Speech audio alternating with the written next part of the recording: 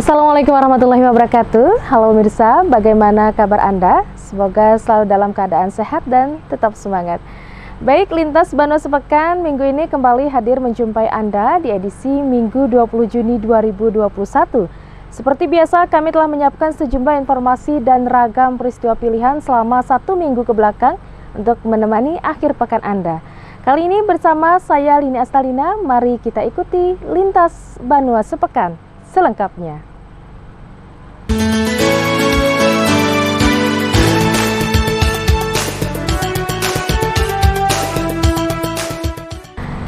Pemirsa, mengawali kebersamaan kita minggu ini, tunggakan pajak kendaraan bermotor di Kalsel yang hampir mencapai 1 triliun menjadi catatan PJ Gubernur Kalsel Saprizal ZA saat menyampaikan penjelasan Raperda tentang laporan pertanggungjawaban pelaksanaan APBD LPPA tahun anggaran 2020 dalam rapat paripurna DPRD Kalsel. Sementara itu, menyusul adanya tunggakan pajak kendaraan bermotor yang mencapai hampir 1 triliun, Kepala BPKP Perwakilan Kalsel meminta Pemprov agar menerapkan tax clearance sehingga akan ketahuan jika masyarakat belum bayar pajak saat melakukan pelayanan publik. Provinsi Kalimantan Selatan, Kepala Perwakilan Bank Indonesia. Rapat paripurna dengan agenda penjelasan Gubernur Kalsel terhadap Raperda tentang pertanggungjawaban pelaksanaan APBD LPPA tahun anggaran 2020 digelar di PRD Kalsel Kamis 17 Juni 2021. Rapat dipimpin Ketua DPRD Kalsel Supian Haka, dihadiri Wakil Ketua DPRD M. Saripudin, penjabat Gubernur Kalsel, sejumlah Kepala SKPD Pemprov Kalsel, serta undangan lainnya. Ada beberapa catatan penting yang disampaikan penjabat Gubernur Kalsel dalam Raperda tentang laporan pertanggungjawaban pelaksanaan APBD LPPA tahun anggaran 2020 tersebut. Di antaranya meminta kepada BPKP Perwakilan Kalsel untuk melakukan audit atas penyebab terjadinya tunggakan pajak kendaraan bermotor atau PKB yang mencapai hampir 1 triliun. Hutang pajak kendaraan bermotor itu merupakan akumulasi yang ditemukan BPK lebih dari 5 tahun dan juga pengaruh dari pandemi COVID-19. Lebih dari 5 tahun ya, jadi akumulasi hampir 1 triliun, belum sampai 1 triliun, saya angka pastinya sekitar 800 sekian miliar lah ya, yang dicatat, dan ini membutuhkan solusi ya, solusi terutama juga karena di era pandemi. Saya sudah minta Pak Kepala BPKP audit penyebab sekaligus memberikan rekomendasi bagaimana menyelesaikan tunggakan pajak kendaraan bermotor yang hampir mencapai 1 triliun. Apakah dengan cara kebijakan penghapusan denda atau ada kebijakan lain atau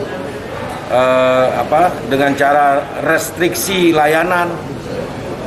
Termasuk ini sedang kami pikirkan. Misalnya layanan kendaraan tertentu tidak bisa kami layani kalau belum bayar pajaknya. Ya, seperti itu. Kebijakan seperti apa yang akan kami ambil? Saya minta Kepala BPKP Provinsi untuk mengecek, mengaudit ya.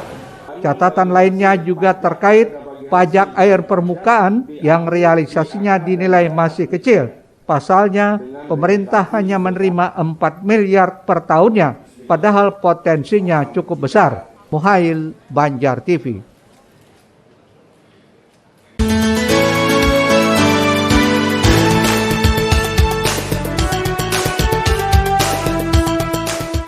Kendaraan bermotor di Kalsel hampir mencapai 1 triliun. Hal ini diungkapkan penjabat Gubernur Kalsel saat menyampaikan Raperda tentang laporan pertanggungjawaban pelaksanaan APBD LPPA tahun anggaran 2020 di Gedung Rumah Banjar Kamis 17 Juni 2021. Menyikapi hal itu, Kepala BPKP Perwakilan Provinsi Kalimantan Selatan, Rudi M. Harahap menyatakan rekomendasi sebelumnya sudah disampaikan dalam audit dari Komisi Pemberantasan Korupsi KPK. BPKP mengusulkan supaya pemerintah daerah menerapkan tax clearance atau tidak ada tunggakan pajak saat akan melakukan layanan publik. Adanya kesepakatan antara pemerintah provinsi dengan daerah apabila masyarakat memerlukan pelayanan di kabupaten kota dengan melakukan pengecekan pajak kendaraan bermotor apakah ada tunggakan pajak atau tidak. Pajak ya, pajak PKB, kemudian pajak air permukaan, dan kemudian satu lagi pajak bahan bakar. Ya, untuk yang pajak kendaraan bermotor 800 miliar, sekitar katakanlah 1 triliun, itu sudah kita usulkan. Salah satu solusinya adalah adanya kesepakatan antara gubernur dengan bupati supaya nanti ketika ada pelayanan di kabupaten atau wali kota, Kota Madia, yaitu bisa dilakukan tax clearance. Jadi seperti di daerah di DKI, itu setiap hal-hal yang terkait dengan layanan publik itu bisa dicek apakah sudah menunaikan pajak kendaraan bermotornya atau tidak yang tunggakan 1 triliun itu. Kemudian juga kami sudah mengusulkan supaya ada semacam kerjasama dengan aparat penegak hukum untuk membangun kesadaran, karena di daerah-daerah kita lihat banyak sekali tunggakannya di kabupaten-kabupaten ya, di pelosok-pelosok, itu perlu dikerahkan untuk yang pajak kendaraan bermotor. Sementara itu terkait belum maksimalnya penerimaan pajak air permukaan sesuai arahan dan petunjuk dari KPK akan dipasang alat ukur terhadap perusahaan pertambangan, perkebunan, dan perhotelan. Kemudian untuk pajak bahan bakar, pembayarannya di SPBU sudah diarahkan melalui pembayaran elektronik. Muhail, Banjar TV. Selanjutnya, upaya pemulihan ekonomi di masa pandemi COVID-19 terus didorong Wakil Rakyat Kalsel. Hal ini penting dilakukan oleh pemerintah provinsi agar ekonomi di Kalsel segera pulih. Begitu juga dengan dunia pendidikan harus diperhatikan menyangkut masa depan bangsa. Sementara itu, pemirsa, Supian Haka, Ketua DPRD Kalsel, menilai saat ini sektor ekonomi Banua sudah mulai membaik. Begitu juga dengan penyebaran kasus COVID-19 di Kalsel yang terus melandai. Pemerintah Provinsi Kalsel menggelar rapat koordinasi pengendalian COVID-19 dalam bidang usaha perekonomian bersama Bupati dan Wakil Bupati Wali Kota se-Kalimantan Selatan.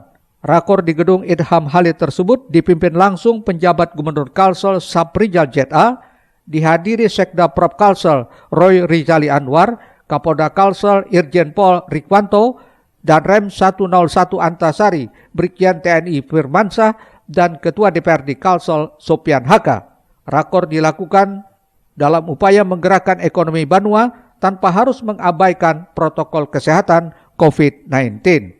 Ditemui usai rakor, Ketua DPRD Kalsel Supian Haka menyatakan penanganan COVID-19 sudah seharusnya tidak hanya berfokus pada penyebaran COVID-19 itu saja, namun penanganan ekonomi juga segera ditanggulangi agar cepat pulih.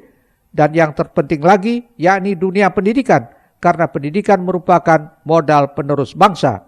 Apa yang disampaikan oleh Pak PJ tadi maupun Kapolda Kalimantan Selatan, begitu juga Bang BI, itu yang kami harapkan supaya ini jangan hanya fokus ke penanganan COVID, tapi bagaimana menjaga masalah ekonomi, bagaimana menjaga pendidikan lainnya. Tadi belum lagi terkupas tuntas bagaimana masalah pendidikan, karena mana pendidikan ini kan suatu modal generasi muda yang akan datang, jadi harus diingatkan lagi pendidikannya.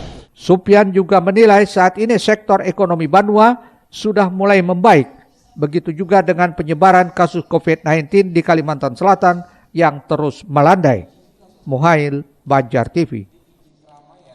Pemirsa, PLH Sekdako Banjarmasin bersama Kabid Dinas Lingkungan Hidup melakukan kunjungan sekaligus silaturahmi ke PT Industrial Basirih di kawasan Jalan Basirih, Banjarmasin Selatan. Selain itu, juga melihat langsung aktivitas kegiatan karyawan dan karyawati di perusahaan yang bergerak di bidang kayu lapis di masa pandemi saat ini. Sekalipun masih dalam situasi pandemi COVID-19, aktivitas perusahaan dinilai berjalan lancar, bahkan tak ada pengurangan karyawan. Pelaksana harian Sekretaris Daerah Kota Banjarmasin bersama Dinas Lingkungan Hidup melakukan kunjungan kerja ke PT Basirih Industrial Banjarmasin di kawasan Jalan Basirih, Banjarmasin Barat, Selasa 15 Juni. Hadir pada kesempatan itu, Direktur PT Basirih Industrial Banjarmasin, Din Husain, dan Kabid Pengawasan Lingkungan Wahyu Hadi Cahyono. Menurut PLH Sekdako Banjarmasin, kunjungan ini selain menjalin silaturahmi, juga melihat langsung aktivitas kegiatan karyawan dan karyawati di perusahaan yang bergerak di bidang kayu lapis di masa pandemi saat ini. Sekalipun masih dalam situasi pandemi COVID-19, aktivitas perusahaan dinilai berjalan lancar, bahkan tak ada pengurangan karyawan. Muhyar mengaku kedatangan pihak Pemko juga untuk berdiskusi sekaligus menyalurkan bantuan kepada para pekerja yang terdampak COVID-19 di perusahaan tersebut. DLH khususnya pengawasan ke PT Basiri. Nah, kebetulan kami ada waktu bisa hadir ke sini untuk sama-sama silaturahmi dengan Pak Din. Kalian melihat kondisi di sini seperti apa pasca pandemi COVID-19. Nah, ternyata di sini normal, semuanya bisa lancar, bagus. Tadi kita lihat ke dalam, tidak ada pengurangan karyawan, malah ada penambahan sekitar 200 karyawan. Jadi total kurang lebih 1.900-an. Nah. Muhail, Banjar TV.